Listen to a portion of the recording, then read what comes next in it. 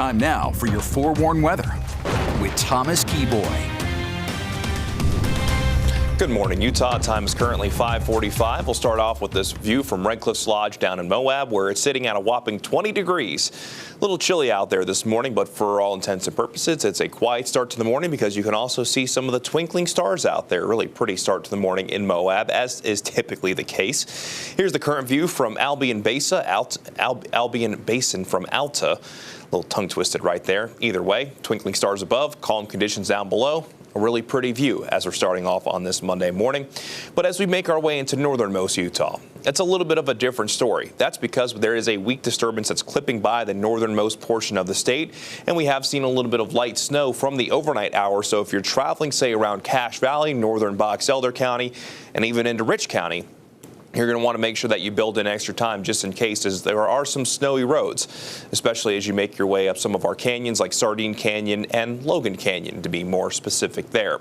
On the forewarned radar, you can really see that there's not much happening across the state until you make your way into Cache County and Rich County out there this morning, where we're seeing that light snow. But the bulk of what we're seeing when it comes to snow showers is actually in southeastern Idaho, with Preston right now seeing some of the heaviest of the snow currently.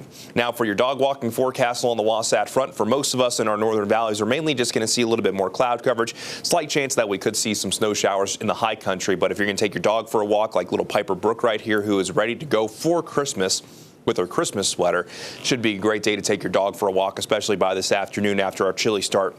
That temperature will mainly be in the middle 40s along the Wasatch Front by the heart of the afternoon. So daytime highs up north, mainly going to range in the 30s and 40s. And as you make your way into central and southern Utah, you'll start to see more 40s and 50s, with St. George leading the way, coming in at 60 degrees. And if you're wondering where this puts us when it comes to our average highs, most of us will be about 3 to 5 degrees above our seasonal averages. In Park City, we'll see a daytime high of 41 degrees, while we'll only get to 33 degrees in Randolph, while Manila will see a daytime high of 38. In central Utah, it's 41 for Fairview, 43 in Oak City, and 39 degrees over in Green River. Then down in southern Utah, it's 40 for Escalante, 46 for Lake Powell, 51 for Kanab, 52 in Enterprise, and we'll see a daytime high in the middle 50s in Beaver at 54 degrees. Let's go ahead and begin the futurecast, and we'll start this at 8 o'clock this morning. And the futurecast showing that those snow showers will mainly be in southeastern Idaho, but I do think that there's a chance that those snow showers move a little bit further south, clipping the northernmost portion of the state, and maybe we could see a few light snow showers generally in the high terrain. If we do see any, likely not going to pick up much when it comes to accumulations.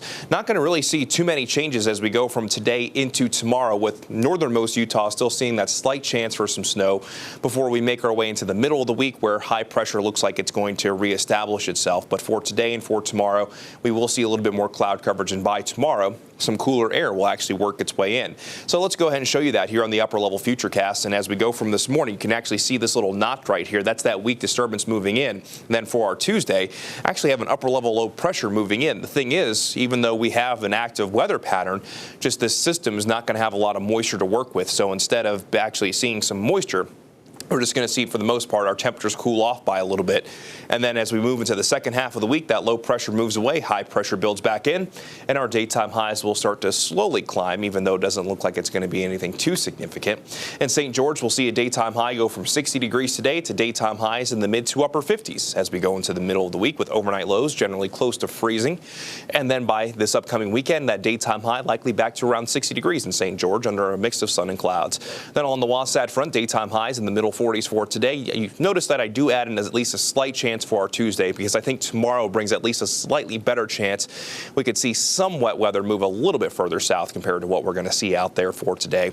Daytime highs will be in the low 40s through the middle of the work week along the Wasatch Front. Overnight lows generally in the mid to upper 20s, and then those daytime highs will be more so in the middle 40s as we go into this upcoming weekend, with no big changes expected.